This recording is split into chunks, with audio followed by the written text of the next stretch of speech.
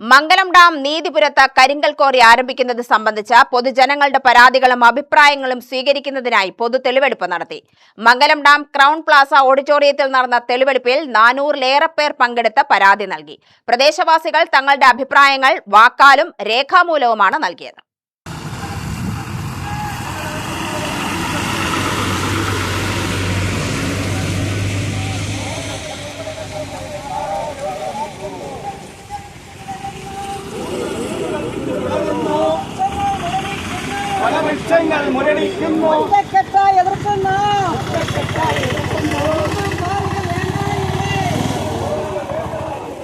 കോറിക്ക് പാരിസ്ഥിതികാനുമതി ലഭിക്കുന്നതിന്റെ ഭാഗമായാണ് തെളിവെടുപ്പ് നടത്തിയത്.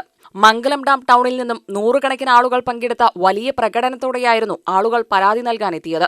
പഞ്ചായത്ത് മെമ്പർമാരായ ഷാജു പുളിക്കൻ, എസ് അനിൽകുമാർ, ധന്യ ബൈജു, സുനിത സുന്ദരൻ എന്നിവർ പ്രകടനത്തിന് നേതൃത്വം നൽകി. SI രാമചന്ദ്രന്റെ നേതൃത്വത്തിൽ വലിയ പോലീസ് സന്നാഹവും സ്ഥലത്തുണ്ടായിരുന്നു.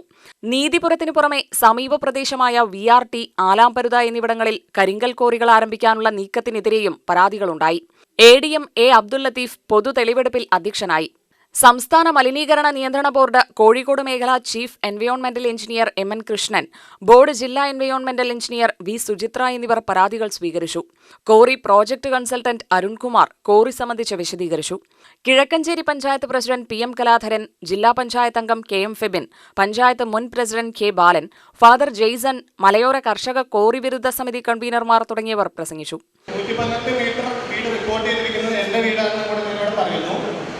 അതേപോലെ തന്നെ ഇതിൽ വൈൽഡ് ലൈഫ് സാങ്ച്വറി കാര്യങ്ങളെല്ലാം മെൻഷൻ ചെയ്തിട്ടുണ്ടായിരുന്നു. അതിൽ അദ്ദേഹം വിട്ടുപോയൊരു കാര്യം ഞാൻ ഇവിടെ പറയാൻ ആഗ്രഹിക്കുകയാണ്. ഓൾറെഡി DFOയുടെ ലെറ്റർ ഈ EI റിപ്പോർട്ടിന്റെ ഒപ്പം ഇവർ വെച്ചിട്ടുണ്ടെന്ന് പറയുന്നു. അപ്പൊ ഇത് എന്തുകൊണ്ട് വിട്ടുപോയെന്നൊരു ചോദ്യം ഞാൻ ചോദിക്കുന്നത്. The Wildlife Division reported that the proposed quarry lease area is situated within the notified eco-sensitive zone of the Chulannur P4 sanctuary. As per the approved survey record and cadastral verification, the project site fall within the ESF limit at an aerial distance of approximately 4.46 km from the sanctuary boundary. ഇദ്ദേഹം ഇവിടെ പറഞ്ഞപ്പോഴെല്ലാം PC വാടാനി അതേപോലെയുള്ള റിസർച്ചുകളെല്ലാം ഇവിടെ ഉണ്ടെന്ന് പറഞ്ഞപ്പോഴും ഈ DFOയുടെ ലെറ്ററിൽ പറഞ്ഞിരിക്കുന്ന ഈ ചൂലന്നൂർ മയിൽസങ്കേതം ഇവിടെ എവിടെ പരാമർശിച്ചിട്ടില്ല. അതേപോലെ തന്നെ ഇത് എക്കോ സെൻസിറ്റീവ് ഏരിയ, ഈ പദ്ധതി പ്രദേശം എക്കോ സെൻസിറ്റീവ് ഏരിയയിൽ വരുന്നതാണെന്ന് ഞാൻ ഓർമ്മപ്പെടുത്തുന്നു.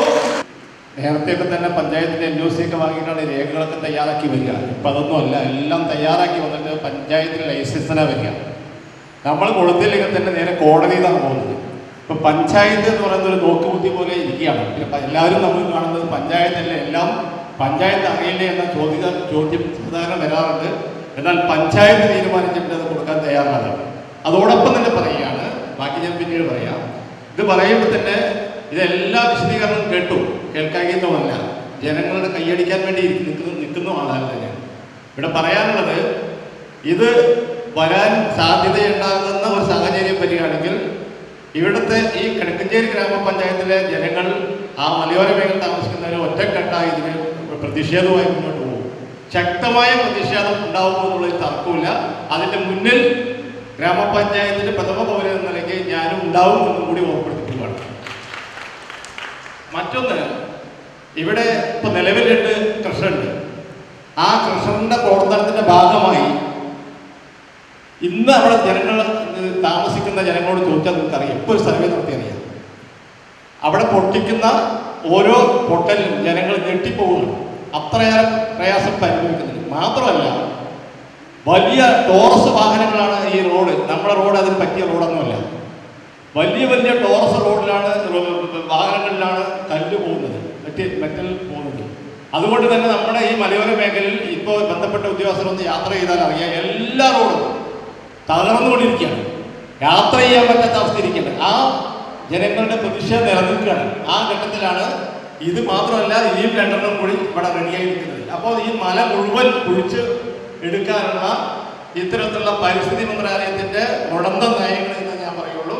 ഇത്രയും ആധുനികമായിട്ടുള്ള ടെക്നോളജി നമ്മുടെ കയ്യിലുണ്ട്. ലിഡാർ പോലെ ലൈറ്റ് ഡിറ്റക്ഷൻ റേഞ്ചിങ് എന്ന് പറയുന്ന 1 സെന്റിമീറ്റർ അല്ലെങ്കിൽ അത്രയും ആധുനികമായിട്ട് നമുക്ക് ചെയ്യാൻ പറ്റുന്ന സർവേകൾ ഉണ്ടായിട്ട് പോലും 30 മീറ്റർ റെസൊല്യൂഷനുള്ള ഈ സാറ്റലൈറ്റ് ബേസിൽ ഇവർ റെക്കോർഡ് ചെയ്തിരിക്കുന്ന അതായത് സ്ലോപ്പ് എന്ന് പറയുന്നത് പദ്ധതി പ്രദേശം, സാർ ഇപ്പോൾ പറഞ്ഞു, നിങ്ങളെല്ലാവരും കേട്ടിട്ടുണ്ടാവും, 20 ഡിഗ്രിയാണ് ആ സ്ലോപ്പ് വരുന്നത്.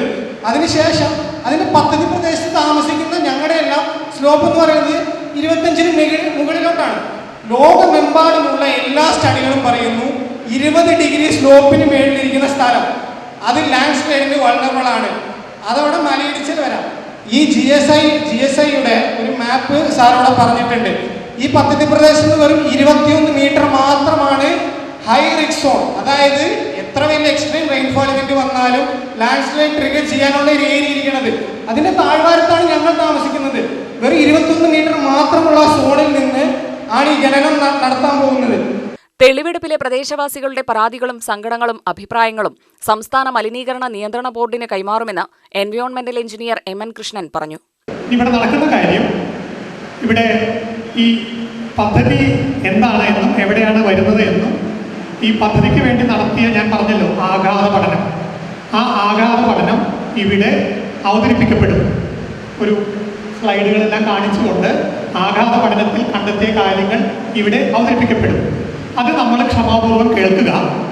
ആ റിപ്പോർട്ടിൻ്റെ ആ അവതരിപ്പിച്ച കാര്യത്തിൽ പിന്നീട് നിങ്ങൾക്ക് പറയാൻ അവസരമാണ്. അത് എല്ലാവർക്കും അതായത് പറയാൻ ആഗ്രഹിക്കുന്ന എല്ലാവർക്കും അഭിപ്രായം രേഖപ്പെടുത്താൻ അവകാശം കൊടുക്കണം എന്നാണ് നിയമം പറയുന്നത്. പക്ഷെ നമുക്ക് ഇത്രയും പേരുണ്ടാകുമ്പോൾ നമുക്ക് ഇന്നൊരു സമയക്രമത്തിൽ പരിപാടി തീർക്കണം എന്നുള്ളത് കൊണ്ട് പരമാവധി ADM സാർ പറഞ്ഞ പോലെ തന്നെ പരമാവധി ചുരുക്കി, ആവർത്തനമില്ലാതെ, ഒരു പോയിന്റ് വീണ്ടും പറയാതെ പുതിയ കാര്യങ്ങൾ പറയുന്ന തരത്തിൽ അവതരിപ്പിക്കുക. എഴുതി തയ്യാറാക്കിയ പരാതികളെല്ലാം നിങ്ങൾ സ്വീകരിച്ചിട്ടുണ്ടാവും, അല്ലെങ്കിൽ ഇനിയും കൊടുക്കാം. UTV news, Palakkad.